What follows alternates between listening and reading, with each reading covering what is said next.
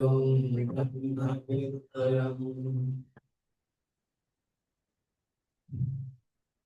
सिद्धांत है उप अधिकारी भेद उपदेश भेद।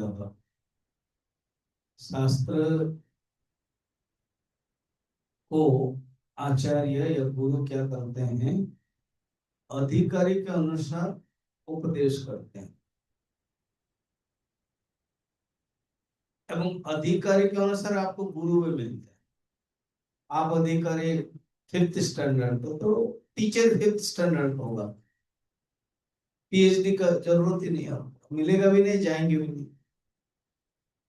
तो जो जिस ढंग का, इसलिए जो पूजा वाले हैं वो पूजा के मिले, जो तंत्र वाले हैं वो तंत्र के पास जाएंगे, उनको वो अच्छा लगेगा। जो पूरा बहु आडंबर वाले हैं वो उसी में जाएंगे, उनको अच्छा लगेगा। तो हमारे हिंदू धर्म में, सनातन धर्म में पहले धर्म के अलग अलग अंग है जिसको पालन करना चाहिए। फिर जब हम अधिकारी बनते हैं उसका तात्विक रहस्य जानना चाहिए। पूज्य गुरुदेव स्टोरी कहते थे, याद है ना? स्टोरी नंबर बोला होगे तभी तो याद होगा। अच्छा, स्टोरी ये है, बारिश क्यों होती है? माँ एक आंसर देती है और पिताजी जो फिजिक्स के पीएचडी है वो आंसर देते हैं। याद आ गई? स्टोरी याद आई? अच्छा बढ़िया है, मुझे भी स्टोरी कहने को मुझे मौका मिलेगा। ये नहीं कि मैंने बोला नहीं था।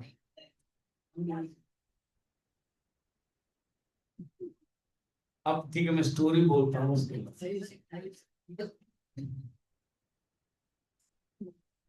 अब एक पति पत्नी थे। पति पंजाबी यूनिवर्सिटी के पीएचडी प्रोफेसर। एक छोटा बच्चा हो गया। अब यूनिवर्सिटी से आकर के पत्नी को कहा कि वो जी, हसबैंड जी, पकौड़ी बनाओ, पकौड़ी खाने की इच्छा हो रही। जैसे बारिश बारिश होने से इच्छा होती है ना। बोले ठीक है। अब तुरंत बारिश हो गई और ये बच्चा उठ गया। अभी कुछ याद आ रही है? नहीं। आप इधर उधर रंग कराओगे, मसाला डालोगे तो कहाँ से याद आएगी? डायरेक्ट कहानी डालो। अच्छा, तो बच्चा रोने लगा। पत्नी का हाथ बेसन आदि सब में गया है। तो जी, आप थोड़ा सा बच्चे को उठाओ। तो उठा लिया, उठ गया तो रोने लग रहा था। तो उसको कुछ समझाओ क्या है?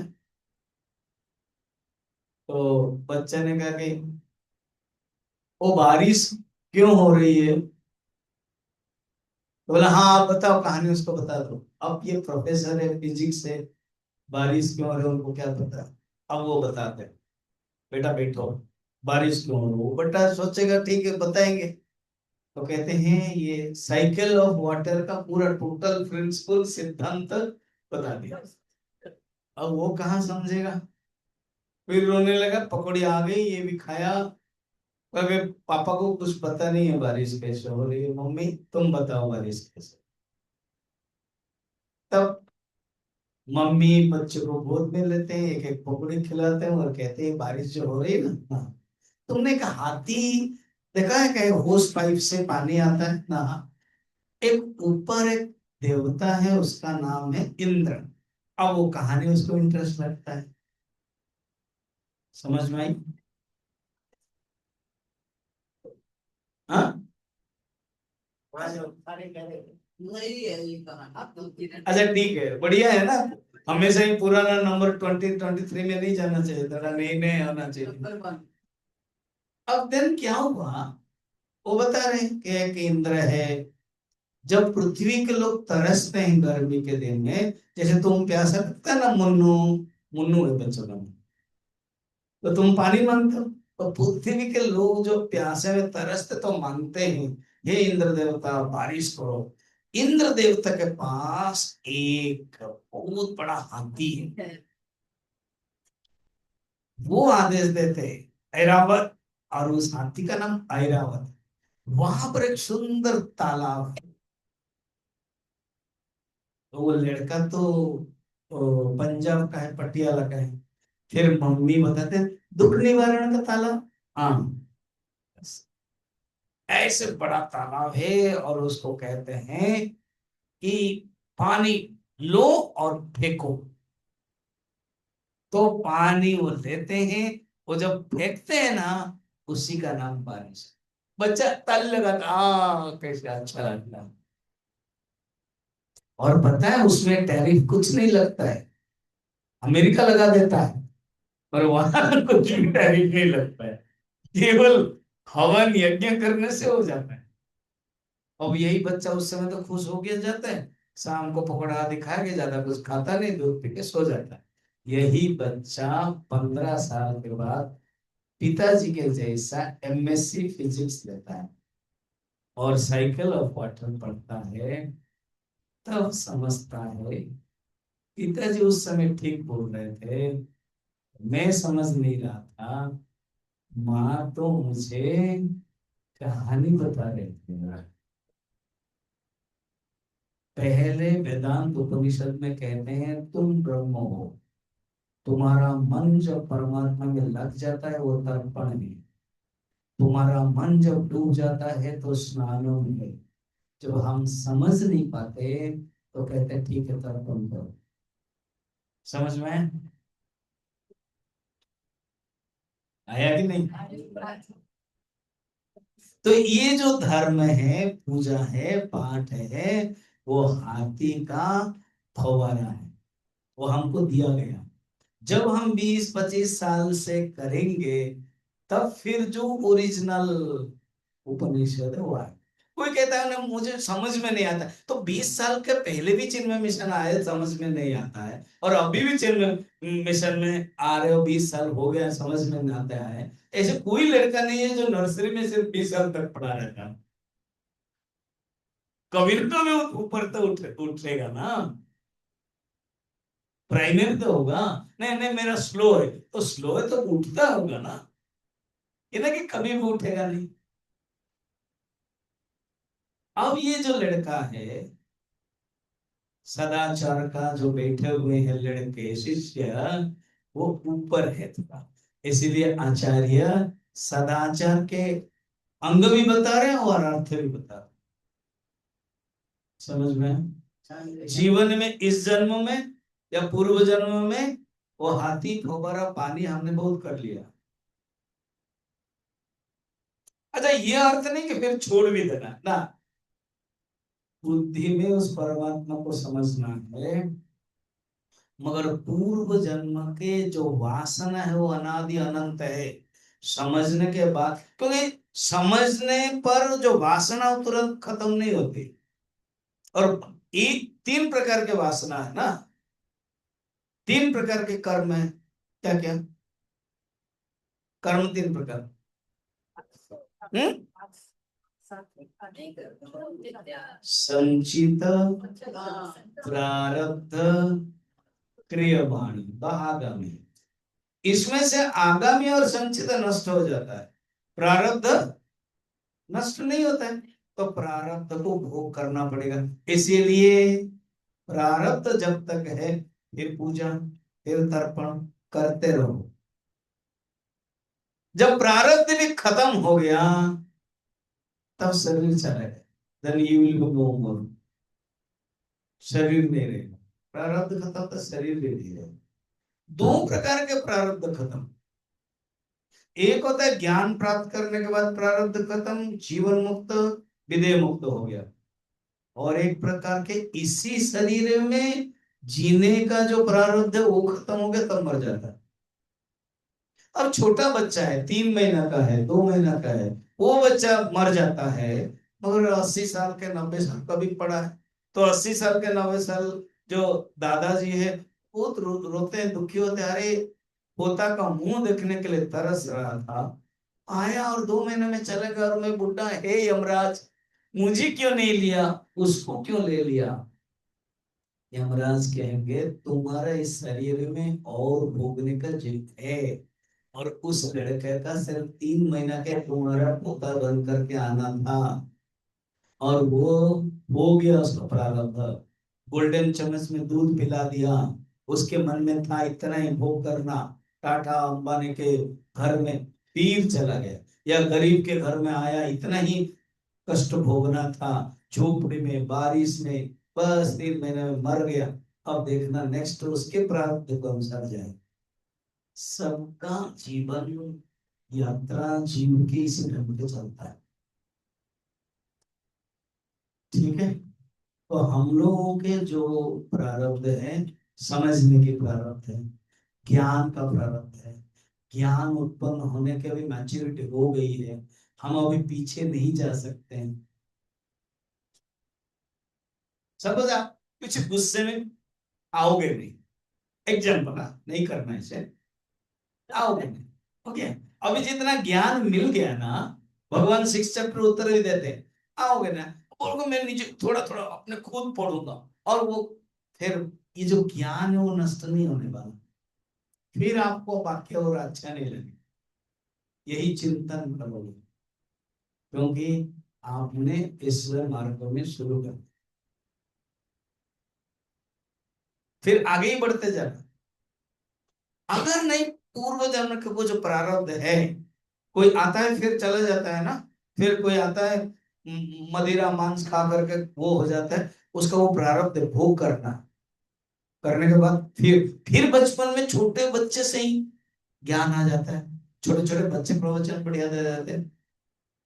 वो यही कहीं सुना था, माधवनाथ का सुना, फिर गड़बड़ हुआ, फिर बन गया, तो वो छूटता नहीं है वो। ठीक है, अब एक एक करके बता रहे हैं जप क्या है। अब हम जप को क्या समझते हैं, फिर आचार्य क्या जप के बारे में बता रहे हैं, देखना 10 नंबर। ओके, सर्वत्र प्राणिनां देहे, सर्वत्र प्राणिनां देहे जपो भवति सर्वदा, जपो भवति सर्वदा, हंस सोऽहमिति ज्ञात्वा, हंस सोऽहमिति ज्ञात्वा सर्वबन्धे प्रमुच्यते। पहले अभी जप का अर्थ जो भौतिक अर्थ है, जो पारंपरिक अर्थ है, जो ट्रेडिशनल अर्थ है, जो धार्मिक अर्थ है, जो व्यवहारिक अर्थ है, वो समझिए। जप क्या है ना, इष्ट मंत्रस्य नैरंतरेण आवृत्ति विशेष जप। कोई एक इष्ट मंत्र लेना पड़ता है। जैसे मैं कभी कर जाता हूँ, कोई पूछता है, हाँ, हम लोग तो स्पेशल हमारा जो लाइफ स्टाइल हो गया ना, डिवोटीज लोग भी मिलते हैं, कोई और डिवोटीज मिलेंगे जब ट्रेन फ्लाइट में, और वो फ्लाइट वाले तो बातें ही नहीं करेंगे, सब अपने गुमान में रहता है। हाँ, ट्रेन वाले थोड़ा सा बात करेंगे, बाबा जी कहाँ से आ रहे हो, करने बहुत रेयर है प्रश्न पूछते हैं। तो ज्यादातर एक यूनिवर्सल क्वेश्चन है, मन विक्षिप्त रहता है, मन शांत नहीं रहता, मन का बहुत उच्चाटन होता है, मन एजिटेशन रहता है, क्या है। तो गुरु क्या बताएंगे, तुम्हारा कोई इष्ट भगवान है, बोले वो क्या होता है, कहते हैं देखो जो भगवान जो तुझे पसंद है उसको रखो। मुझे तो सब पसंद है, मेरे मेरे प्रार्थना रूम में सब भगवान है, भगवान है, मगर एक को चयन करो,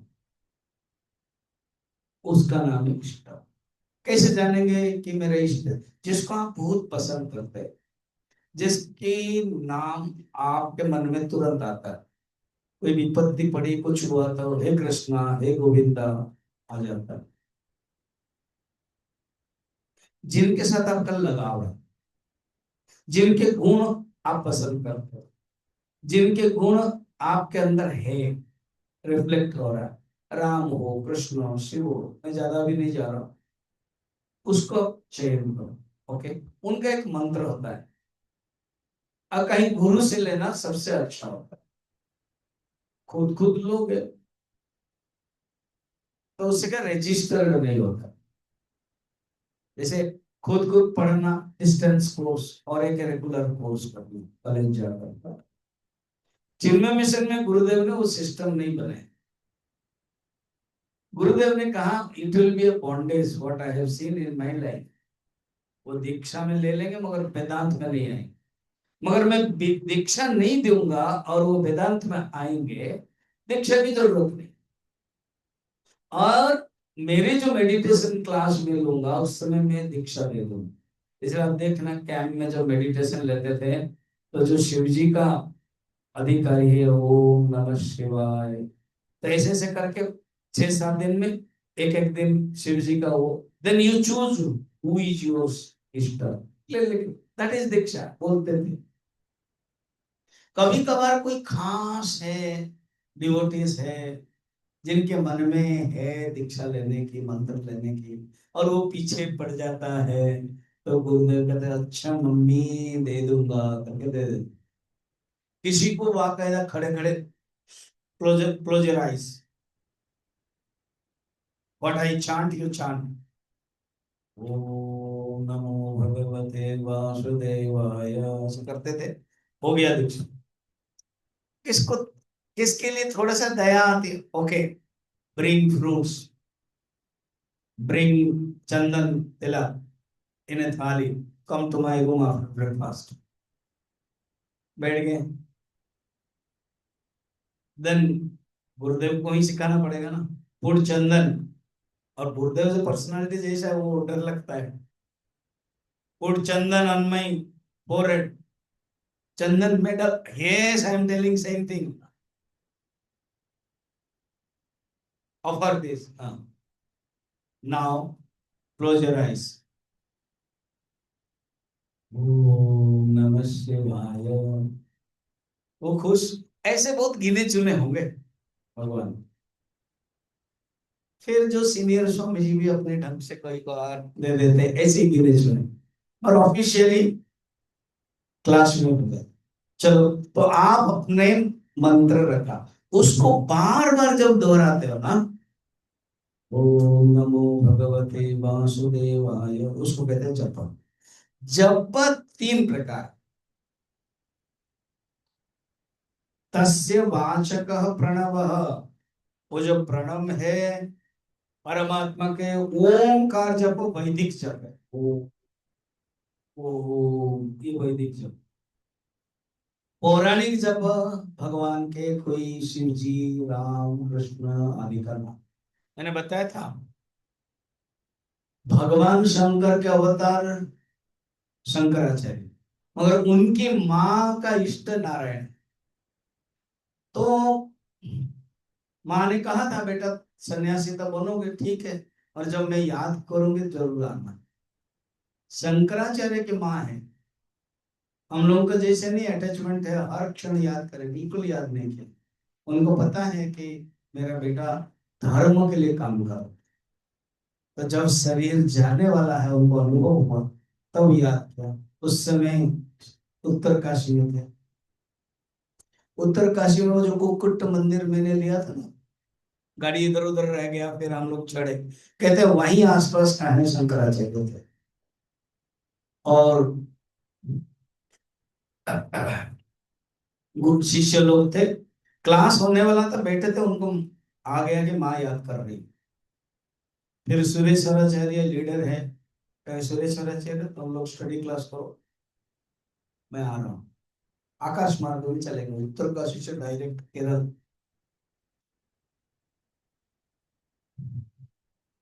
कलड़ी, फिर माँ सैया में थे, माँ देखकर खुश हुए, फिर कहा कि मुझे मंत्र दे दो, तब ये नारायण का मंत्र दिया। और आंख बंद करके उन्होंने जप किया, शरीर त्याग, इसको बोलते जप। जप 4 प्रकार, एक है वाचिक जप। वाचिक जप है जो स्वश्रुत परश्रुति गोचरा, आप जब बोलोगे दूसरा भी सुन सकता है, ओम नमः शिवाय, वाचिक, ठीक है। प्राय में जब कैंप में मेडिटेशन लेता हूं तो आप लोगों को ध्यान दो, क्लास में फिर उसके बाद मेडिटेशन। सेकंड है उपांशु, मन में, मन माने ओठ हिलेगा, उपांश का अर्थ है ओठ हिलेगा, मंद जप बोलते, उच्च जप मंद जप, ओठ हिलेगा मगर आवाज नहीं आएगी, खुद सुन सकते हो, उसका नाम श्रोत श्रुति गोचर, श्रोत श्रुति मतलब खुद सुन। थर्ड क्या है, मानसिक चित्तजम जप, उत्तमस्तवात् उच्चमन्दत चित्तजम जप ध्यानमुत्तमम्, उपदेश। स्तव से, पूजा से, पूजन पूजा से जप श्रेष्ठ है, क्योंकि जो पूजा है स्थूल है और उससे जप, जब जब करेंगे ये सब स्थूल हट गया, और जब से चिंतन श्रेष्ठ है। और जप भी तीन प्रकार है, यहां तीन बताए, मैं अभी चार बताऊं। उच्च जप, मंद जप और चित्तजम जप। श्रेष्ठ कौन है, चित्तजम।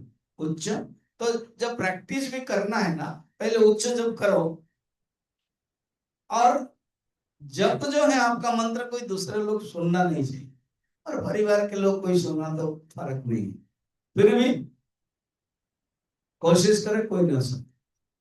इसलिए जिसके सामर्थ्य, पूजा रूम सेपरेट है, दरवाजा बंद किया आपने, किया कुछ जप किया, फिर मंद जप करो, फिर चित्त जप, मानसम जप करो, मनस, ये तीन जप हो गया। अंतिम में अजपा जप है, अर्थात जप नहीं कर रहे हो फिर भी हो रहा है, वो कैसे, सोहम, सोहम, हम सह। अब मेन श्लोक में है, सर्वत्र प्राणिनाम देहे जपो भवति सर्वदा, हम सह सोहम इति ज्ञात्वा सर्वबंधि प्रमुच्यते। असली जप वो है हम सह सोहम, जब भावना आती है, ये असली जप है। जप, ज माने जन्म, जन्मतः पाती थी जप, जन्म से जो उद्धार करा देता है ना उसको जप। तो जप के असली क्या है ना, सोहम, सोहम, सोहम, हम सह। इस बड़ा पावरफुल मंत्र है। अहम ब्रह्मास्मि अनुभव वाक्य, ये जो पंचदशी में मैं क्लास ले रहा हूँ, विवेक चूड़ामणि में, ब्रह्म तत्वमसि भावयाम मणि, ये एक श्लोक है, लगभग 14-15 श्लोक है, कि तुम ब्रह्म हो ये भाव सोचो और अनुभव, अहम ब्रह्मास्मि। तो कुछ लोग मुझे अहम ब्रह्मास्मि, अहम ब्रह्मास्मि ना, हरिओम का बदले अहम ब्रह्मास्मि, मैं फिर ये अहम ब्रह्मास्मि को मैं शॉर्ट कर दिया गया, ए भी मैंने अहम ब्रह्मास्मि। तो कुछ एक ने मुझे पूछा और शॉर्ट है क्या ना, हाँ शॉर्ट कौन सा, यही है, सो हम, सो सबसे अगर शॉर्ट है यही है, हमसा, हमसा, शिव हम तीन हो गए, शिव हम, और सो हम सबसे छोटा, हम सह, अहम सह, सोहम, इसको बोलते हैं अजपा जप। कबीरदास जी कहते थे अजपा जप करो, जिसमें तुम जप नहीं कर रहे हो मगर जप चल रहा है अपने आप। साइकिल आपने चलाया, कोई हाँ नहीं कर रहे, ऑल एंड सडन जब क्वेश्चन पूछता ना आपका पता नहीं गायब हो जाता, मैं ऑल एंड मैंने उधर सो हम जब तुरंत बोलते साइकिल आपने चलाया है क्या, तो वो प्रश्न है, मैंने हमको सेटिंग नहीं होता है, हाँ पता चला, चला है, चला है ना, पुराने की बात बोल रहा हूँ, अभी थोड़ी बोल रहा हूँ। हाँ, तो जब चला है तो चलाते चलाते जब पहाड़ के ऊपर जाते हो, और बहुत पर उसके बाद जब ढलान में आते हो, पेडल नहीं मारते हो, वो अपने आप चलता है। और स्टाइल थोड़ा मारोगे तो और थोड़ा हैंडल जो है वो हाथ छोड़ देते हो,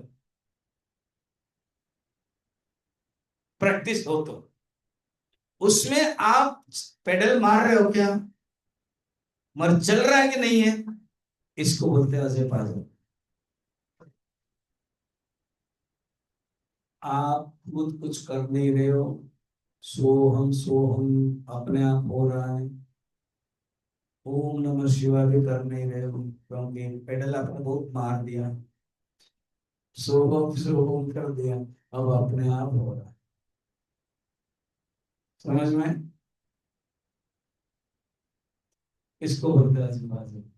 इसको ये असली जप है। तुम जो सब कर रहे हो वो हाथी वाला पानी, और करना क्या है, तो साइकिल ऑफ वाटर। समझ में आ रहा है कहानी वाला? बढ़िया, चलो आगे बढ़ो। अब है 11 नंबर, तर्पण। तर्पणे स्वसुखे नैव स्वन्द्रियाणां प्रतर्पणम्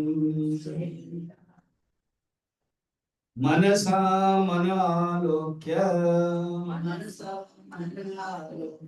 स्वयमात्मा प्रकाशते। देखो, पूजा में एक है तर्पण, संध्या में भी है। तर्पण दो प्रकार है। एक है डेली तर्पण करना है, पूजा जब करते हैं, संध्या जब करते हैं, तो पितृ पुरुष को, देवताओं को तर्पण किया जाता है। जब स्नान करते हैं, तब पुराने जमाने में, तो अभी तो शावरिंग स्नान नहीं है, पुराने तालाब नदी में स्नान करते, तो पानी है, उस पानी में तर्पण करते। अभी भी कुछ कुछ परिवार में आप देखना, स्नान करने के बाद में एक छोटा सा लोटा हला सामने, अगर तुलसी पेड़ है तो उसमें डाला, या तो सामने सूर्य को देखकर किया जाता है, उसको जल तर्पण कहते हैं। और एक है तिल तर्पण। तिल, तो जब श्राद्ध हो, दिन अभी आने वाले, तो तिल का तर्पण किया जाता है, उसको बोलते तर्पण। ठीक है, तो कहते हैं ये होना चाहिए। अब जब शंकराचार्य कहानी, शंकराचार्य कुमारिल भट्ट, जो बुद्ध बुद्धिस्ट के पास गए, बुद्धिस्ट बन करके, और वहीं अध्ययन किया, फिर उनको खंडन किया, तो वो लोग तो हार गए, मगर उन लोगों ने बढ़िया सुंदर एक इल्जाम लगाया। क्या इल्जाम लगाया? कि आपको पाप हुआ, कि एक धर्म में प्रच्छन्न रूप में आए, सीखा और उनको हराया, आपको पाप हुआ, पाप का प्रायश्चित करना चाहिए। हे तो ब्राह्मण, कुमारिल भट्ट माना जाता है, बिहार उत्तर प्रदेश की। तो बोले ठीक है, तो उन्होंने ढूंढा, शास्त्र कर्मकांड के तो प्रकांड थे कि ऐसे गलती करने से गुरु हंता, गुरु के साथ न चलना, तो अपने आप को, शरीर को दाह करना चाहिए। दाह माने जलाना चाहिए। कैसे? भूसा, भूसा जो है वो रखा, भूसा के वो ऐसे पहाड़ जैसा, और वो रह के नीचे से भूसा जलाया जाएगा, धीरे धीरे धीरे धीरे जाएगा और मरेगा। तो उन्होंने इसी ढंग का कर दिया। अब शंकराचार्य ढूंढ रहे हैं कुमारिल भट्ट को, कि मैंने जो लिखा है ब्रह्मसूत्र का भाष्य आदि उतरा देखे। उन्होंने देखा और कहा बहुत सुंदर, अत्यंत सुंदर, और इसके ऊपर मैं कोई टीका तो अभी लिख नहीं पाऊंगा। मेरे एक शिष्य है मंडन मिश्र, तुम उनके पास जाओ और उनको बहुत दिखाओ। तो मंडन मिश्र उस समय श्राद्ध कर रहे थे, तर्पण कर रहे थे आंगन में। उनकी पत्नी है भारती, सरस्वती है, मंडन मिश्र ब्रह्मा है, और शंकराचार्य शंकर है, पद्मपादाचार्य नृसिंह भगवान है। तो ऐसे ही सब वायु देवता, अश्विनी देवता, इनके शिष्य बन के सब आए थे। खुद शंकर भगवान है।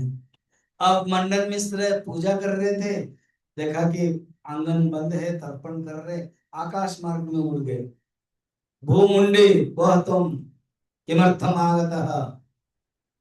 तो फिर उनसे बातें हुई और देखा कि एक सन्यासी को भोजन भी देना है तर्पण के बाद, तो कहा कि भोजन करो। तो भोजन मेरा ये है, मेरे साथ शास्त्रार्थ करो। और तुम्हारे गुरु कुमारिल भट्ट से मैं मिलके आया, उन्होंने मुझे भेजा, शास्त्रार्थ करो। और मैंने जो लिखा है उसके ऊपर तुम्हें टीका लिखनी है। और जो हारेगा वो उसका दूसरे का शिष्य बनेगा। मैं अगर हारूंगा, शंकराचार्य बोल रहे, मैं तुम्हारा शिष्य बनूंगा, कर्मकांड का मैं लूंगा। तुम हारोगे तो तुम सन्यासी बनो। ठीक है, शास्त्रार्थ करेंगे। अब जज कौन बनेगा? तो शंकराचार्य का तुम्हारा पत्नी। सोचो तो। अब पत्नी ने देखा मुझे घर का काम करना नहीं, इनके जजी में बैठना है, तो उन्होंने दोनों को तरफ से फूल माला लगा दिया और कहा कि आप लोग तर्क करो, जो हारेगा वो उसकी फूल माला मुरझी जाएगी। अब मंडल मिश्र हार गए, इनके फूल माला मुरझ गई। शंकराचार्य तो खुश हुए, ये स्वीकार किया। भारती आई अपने साड़ी पहन करके, कहा कि आपने आधा हारा। माने आप अपने आप में पूर्ण है, सन्यासी, हम पति पत्नी एक ही है। आपने पति को हराया नहीं, आधा हरा भी मुझे हराना पड़ेगा। शंकराचार्य का हे देवी, ठीक है। अब इन्होंने प्रश्न पूछा, स्त्री के अंग में कौन से अंग में काम जागृत करने के लिए सक्षम है? ये बड़ा मुश्किल हो गया इनको लिए। सन्यासी आंख बंद किया, ऐसे कैसे ये प्रश्न पूछते हैं? कौन? ये सरस्वती है, कुछ भी भूल सकते हैं ये। और मैं शिव जी हूँ, ठीक है। माँ, मुझे समय दो 15 दिन का। 15 दिन के बाद मैं कहूँगा आई एम इनएक्सपीरियंस्ड, ठीक है। अब ये आए, शिष्य को बोला कि कैसे करना है। जंगल गए तो एक राजा जस्ट शिकार में मर गया, कहा कि मैं उसके अंदर घुस रहा हूं, ये मेरा जो शरीर है गुफा में रखो और मैं एक्सपीरियंस करके आऊंगा। तो राजा तो मर गया था, राजा के अंदर शंकराचार्य घुसे। अब जो घोड़ा था वो सब आए, रानियों के रानी एक दो थे, उनसे अनुभव किया। कौन कर रहा है? शंकराचार्य जीवात्मा के रूप में, शरीर केवल राजा का है। कर क्या है? तर्पण। मैं कह रहा था तर्पण। तो तर्पण में एक तर्पण, दो तर्पण डेली, और एक श्राद्ध साल में एक बार तर्पण में डालना पड़ता है। कहते जो वो पॉइंट देख लो, कुछ चीजें देना पड़ता है। मेन तर्पण होगा ये जो मन है ना, परमात्मा में डाल लो। तर्पणे स्वसुखे नैव स्वेन्द्रियाणम प्रतर्पणम, अर्थात इंद्रियों को तृप्त करना। किसमें इंद्रिय तृप्त होती है? जब भगवान को देते हैं, पितृ पुरुष को देते हैं, देवता को देते हैं, खुश होते हैं। देवताओं, इंद्रियों के अधिष्ठात्र देवता है। कहते हैं आत्म सुख में इंद्रियों को तृप्त करो, मन को तृप्त करो, और मन से मन का अवलोकन करो। मनसा मन आलोक्य आत्मना आत्मना एव पश्यति, आत्मा से आत्मा को देखो। मनसा मन आलोक्य स्वयं आत्मा प्रकाशते। देखो, स्वयं आत्मा का, आत्मा स्वयं प्रकाश है, उसमें तुम देखो। ये तत्व। अब है अग्निहोत्र। अग्निहोत्र में ना हवन, ठीक है। आत्मनि स्वप्रकाशाग्नो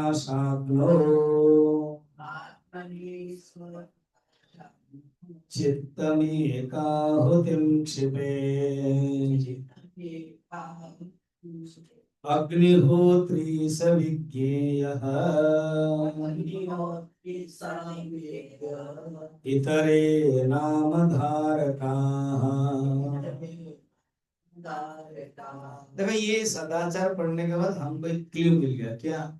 जैसे ये पूजा के अंगों को छोड़ना नहीं, मगर पूजा करते समय ये भावना रखना कि असली पूजा क्या है, असली हवन क्या है।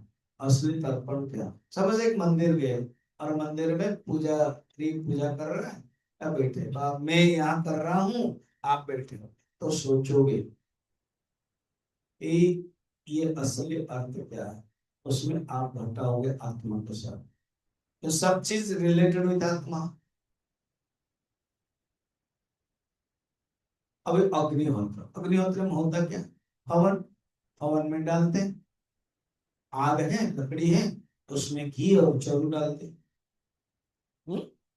तो कहते हैं जो स्वयं प्रकाश आत्म तत्व है ना, उसमें चित्त को डालो। तो जैसे घी को या लकड़ी को या चौरू को डालते हैं, तो चित्त हो गया पदार्थ, घी, लकड़ी और चौरू। चित्त माने मन। देखो हमारे वेदांत में अंतःकरण चार है, क्या क्या? मन, बुद्धि, चित्त, अहंकार। Very good. विमर्शात्मिका मनः, जो विकसित रहता है, मन इधर उधर जाता है, उसको बोलते हैं मन। और बुद्धि निश्चयात्मिका बुद्धि। चित्त स्मरणात्मकम चित्त। अहंकार अहम कर्तु इति अहंकार। ये चार में से अहंकार कर्तृत्वात्मक और ये तीन करणात्मक। क्या अर्थ हुआ? इंस्ट्रूमेंट ये तीन, और वो अहंकार कर्ता, डूयर वाला। ये ही विज्ञान में कोष बन जाता है। ये जो चित्त है, ये एक डेफिनेशन देगा, क्या? स्मरणार्थम, स्टोर हाउस ऑफ मेमोरीज। जैसे हम कुछ बोलते तो हमारे चित्त में कुछ रहता है, तभी हम बोलते हैं। गुरुदेव कहते हैं चित्त में संस्कार के रूप में रहता है। जैसे 20 साल पहले आपने कोडाईकनाल या ऊटी में बहुत स्ट्रॉन्ग कॉफी पिया था, वो मैं कहानी बताता हूँ ना। इंजीनियर के बच्चे गए उसमें, तो फिर भूल गया यहाँ, फिर किसी के घर में मिला, बोला अरे जब college, when I was engineering college student, उस समय मैंने कॉपी किया था वो। तो याद कैसा है? चित्त में संस्कार रूप में रहा। ये अर्थ हो। सेकेंड अर्थ को बड़ा गुरुदेव बोलते हैं, क्या? Integrated mind and intellect is equal to chitta. ये सेकेंड मीनिंग। जो मन है और बुद्धि है, जब वो इंटीग्रेटेड है, समन्वित मन बुद्धि को चित्त कहते हैं। खाली मन विक्षिप्तात्मक, वही मन जब शांत हो जाता है वो चित्त बन जाता है। जो चित्त को ही डालना है, शांत मन ही जा सकता है, अशांत मन जा नहीं सकता। समझ में? तो चित्त को जो ज्ञान, क्योंकि चित्त ही विचार कर सकता है मैं कौन हूं। गायत्री मंत्र में भी यही कहा, बुद्धि में प्रकाश, 3 या 4 नंबर श्लोक देखना। 3 नहीं, हाँ? नहीं नहीं, 5 नहीं, 3। वरेण्यम तद्धियो यो न चिदानंद प्रचोदयात्, अर्थात बुद्धि को चिदानंद में रहने की प्रेरणा दे। हम गायत्री मंत्र में सूर्य को कहते हैं ना, वो सूर्य आप मुझे प्रेरणा दे बुद्धि में। तो कहते हैं असली गायत्री क्या है? जो चिदानंद आत्मा है, वो आत्मा बुद्धि में हमेशा ही चिंतन रहे, बुद्धि में ब्रह्माकार वृत्ति रहे। इसी को इसी यहाँ पर कहे, चित्त को अग्नि में डालो। गीता में 14 प्रकार के यज्ञ कहा है, चतुर्थ अध्याय में। तो उसमें से ये भी एक अग्नि है, एक यज्ञ है। ब्रह्मार्पणम ब्रह्म हवित यज्ञ है। दैवामपरे यज्ञम योगिन पर्युपासते, ब्रह्माग्नो अपरे यज्ञम यज्ञेन उपजुह्वति। 25 नंबर। ब्रह्म रूपक अग्नि में जब डालते हैं, तो ब्रह्म रूपक अग्नि में कौन जाएगा? जीवात्मा ही जाएगा। तो वहां जीवात्मा कहा और यहाँ चित्त कहा।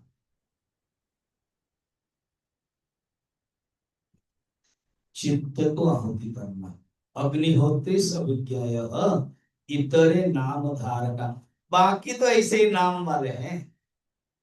करना है रिचुअल्स के रूप में, असली रूप में अपने मन को आत्मा में चिंतन करो। मन में शनै शनै परमे बुद्ध्या धृतिगृहीतया आत्मसंस्थं मनः कृत्वा न किंचित अपि चिंतयेत्। 6 चैप्टर ध्यान योग। कहते मन में केवल आत्मचिंतन, आत्मसंस्थम। मन क्या हो जाता है? आत्मसंस्थम हो जाता है। छेना क्या हो जाता है? पानी में माने चीनी में रस, जो चशनी में लग गया तभी रसगुल्ला हो जाता है ना। तो छेना के चारों तरफ देखोगे चीनी चीनी, चित्त में आत्मा में चारों तरफ केवल ब्रह्म ब्रह्म ब्रह्म ब्रह्म।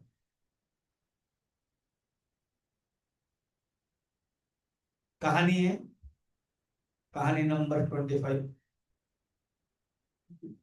अर्जुन, मैं पूरा टोटल कहानी नहीं बोलूंगा, ये कहानी के मतलब मेरा श्लोक नहीं जाता है, मेरा इंटरेस्ट भी लगता है। अर्जुन के बारे में नारद जी का संशय, क्या खाम खा कृष्ण को लेकर चले जाते हैं, कृष्ण भी अर्जुन को लेकर चले जाते हैं। चलो बढ़िया हुआ, समझ गया आप लोग। तब एक दिन वो मॉर्निंग मेडिटेशन क्लास लेंगे, अर्जुन को बुलाया नहीं, नारद जी जाके देखो तो देखा कि कृष्णा कृष्णा कृष्णा कृष्णा है कि नहीं। तब नारद जी जान लिए, अब बिके जैन जान नहीं पा रहे, इसलिए उनको क्या कहानी है उनको मुंह से जान लिया हमने। शॉर्ट में बता देता हूँ कि नारद जी के मन में कि क्या अर्जुन इतना बड़ा है, तो भगवान कृष्ण जान लिया, कहा कि मैं मेडिटेशन क्लास लूंगा, सबको बुलाया जाएगा, जानबूझ के अर्जुन को नोटिस नहीं दिया। और तो नारद जी कहा कि सब आए, अर्जुन नहीं आए। तो कृष्ण ने कहा कि नारद जी अभी गुस्सा करेगा, आप ही जाइए, आप गुरु है ना, कुछ नहीं करेगा। तो नारद जी जब गए, अर्जुन सोया हुआ है और साउंड क्या आ रहा है? कृष्ण कृष्ण कृष्ण।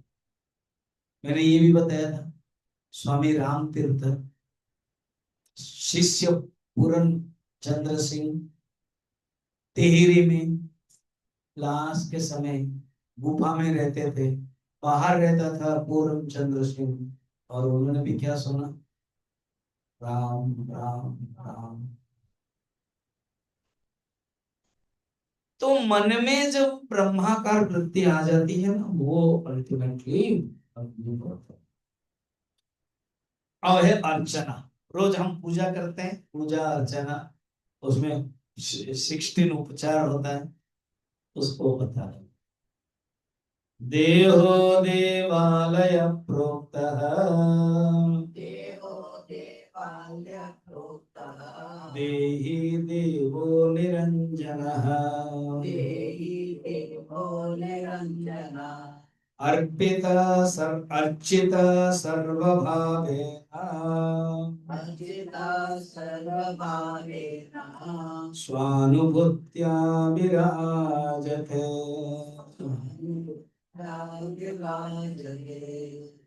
कहते हैं देहो देवालयो प्रोक्तः। हाँ, पूजा में क्या होता है? भगवान एक रहते हैं, फिर पूजक होता है, फिर 16 स्टेप रहता है, षोडशोपचार है ना। आसन नंबर 1, स्वागत नंबर 2, अर्घ्यम समर्पयामि 3, पाद्यम समर्पयामि 4, मधुपर्कम समर्पयामि 5, स्नानं स्नापयामि 6, वस्त्रं समर्पयामि 7, आभरणानि समर्पयामि, आभरण माने अलंकार 8, सुगंधः समर्पयामि 9, सुमन माने फूल, पुष्पं समर्पयामि, कितने हुए? 10, धूपं समर्पयामि 11, दीपः समर्पयामि 13, नैवेद्यं निवेदयामि 14, गंधम समर्पयामि, गंधानुलेपनम समर्पयामि। 14 हुआ ना, 13 के बाद 14। नमस्कार समर्पयामि 15। विसर्जनम समर्पयामि 16। इसको बोलते पूजा, है ना। अब इसको कहते हैं, समझो मन में क्या है। देहो देवालय प्रोक्तः, ये जो मंदिर है ये शरीर है। देह देवालय, देवालय माने मंदिर। और जो देही है, जो आत्मा है, वो देवता। अर्चित सर्वभावेन सानुभूत्वा विराजते। सर्वात्म भाव से भक्ति पूर्वक पूजा करना, अर्थात स्वयं प्रकाश परमात्मा आत्मानुस्वरूप अनुभव के रूप में प्रकट होता है। जब हम पूजा करते हैं तो भगवान खुश हो जाते हैं। तो ये मंदिर में ही देवता है, देवता को ही समर्पण करना सब कुछ। एक एक करके पूजा जब करते हैं तो समर्पण होता है। अर्थात कहीं ना कहीं घूम फिर कर आत्मा से कनेक्ट कर, यही अर्थ। तो अभी पूजा हो रही है, आप यजमान हो, मैं पूजा करा रहा हूँ, उस समय यही सोचोगे। तो आप नीचे बैठे हो देख रहे हो, उस समय यही सोचोगे।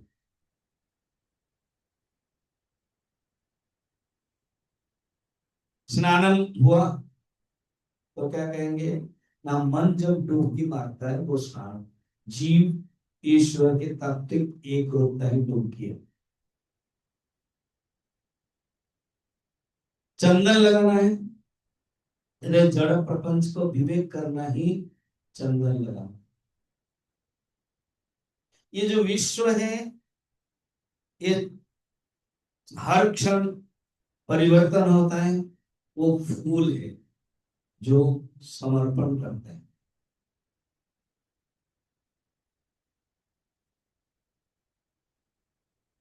तांबूल को देते हैं, क्या सोचना है। तो शिव मानस पूजा भी है। तो शंकराचार्य मानस पूजा में एक एक पूजा का अर्थ भी बताते। आत्मनेव आत्मना तुष्ट, एक रस अखंड रस होना ही तांबूल। द्वैत भाव समापन हो जाना ही पूजा का फल है। और चित्त एकाग्रता समाधान ही दक्षिणा है। समरस भाव में रहना ही ये संपूर्ण पूजा है। अब मौनम क्या है बता रहे हैं। मौनम आज एक ही जाएगा। मौनम, मौनम स्वाध्यायनम ध्यानम, ध्येयं ब्रह्मानुचिन्तनम्,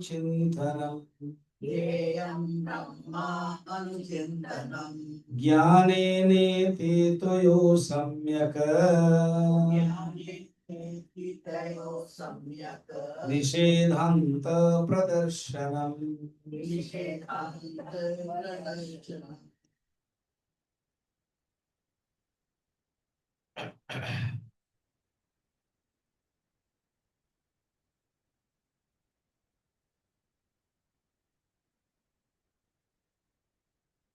अब मौन का अर्थ साधारण के रूप में क्या, वाणी न बोलना, वो मौन।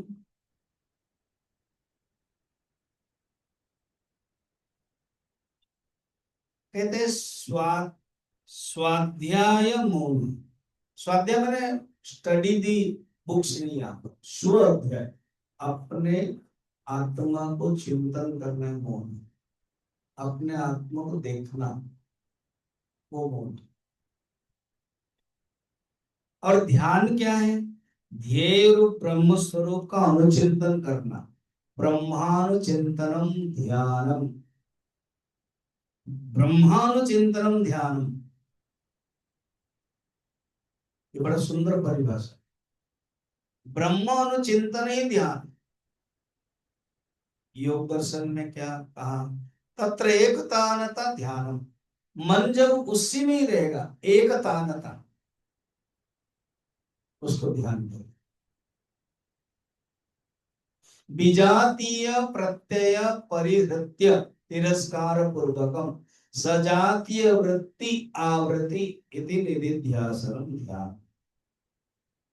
विजातीय वृत्ति क्या है? मेरा मन इधर उधर भाग रहा है, वो हटा करके सजातीय वृत्ति, एक ही, उसको चिंतन करना, ध्यान या निधिध्यासन।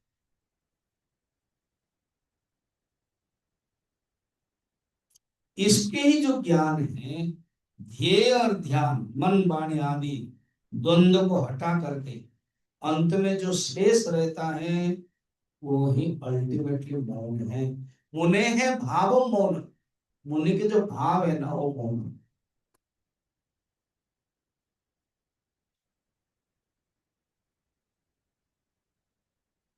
शंकराचार्य अपरोक्षानुभूति में कहते हैं मौन, मौनम क्या है?